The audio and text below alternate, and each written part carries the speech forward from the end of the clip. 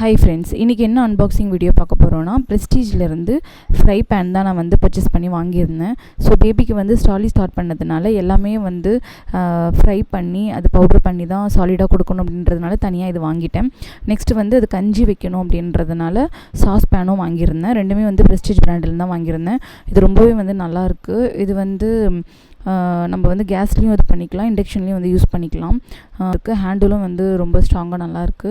So வந்து நான் அது வந்து 2 லிட்டர்ஸ் தான் வந்து நான் வாங்கியிருந்தேன். நெக்ஸ்ட் வந்து நான் சாஸ் பேன் வந்து நான் வாங்கியிருந்தேன்.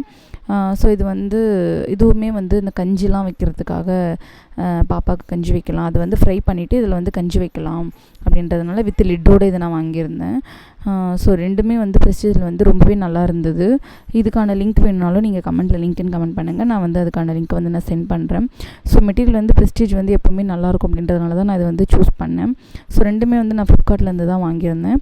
ஓகே ஃப்ரெண்ட்ஸ், நெக்ஸ்ட் வீடியோவில் நம்ம மீட் பண்ணலாம். பாய்.